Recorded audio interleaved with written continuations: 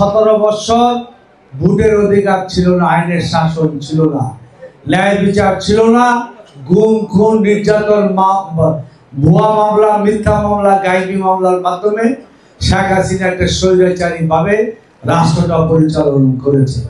আপনারা আমরা সকলে মিলে ঐক্যবদ্ধভাবে ভারতীয় এজেন্ট দালাল শেখ হাসিনাকে আমরা বাংলাদেশ থেকে বিদায় করতে পেরেছি।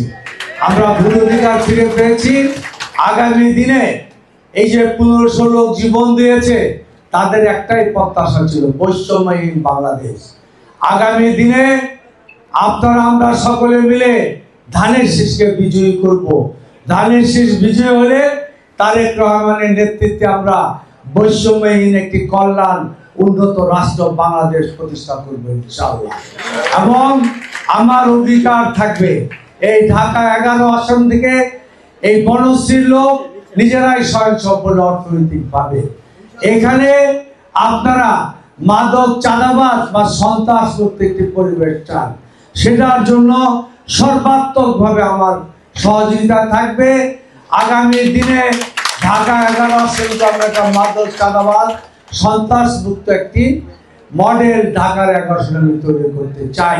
সেই জায়গায় আপনাদের সহযোগিতা চাই। আমি চাইলেই তা হবে না।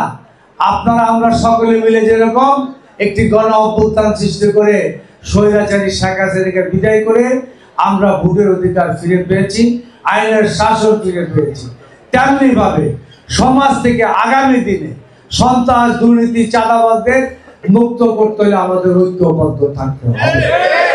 এই ঐক্যবদ্ধভাবে আমরা এটা প্রতিরোধ করব, প্রতিবাদ করব এবং আমাদের সমাজ থেকে এটাকে বিতাড়িত করব।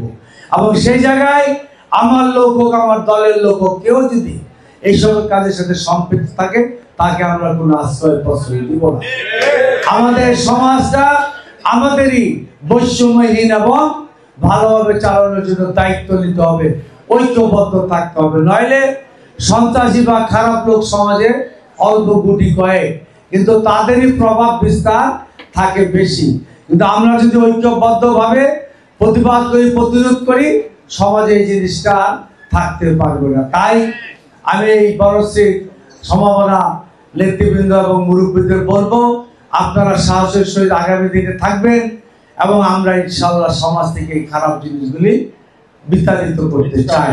মানুষের প্রত্যাশিত একটি কল্যাণ রাষ্ট্র এবং বৈষম্যহীন বাংলাদেশ, যেখানে আইনের শাসন থাকবে, ভোট অধিকার থাকবে, মানুষ স্বাধীনভাবে চলাফেরা করতে পারবে, এমন একটি দেশ গঠন নিয়ে আমরা কাজ করছি।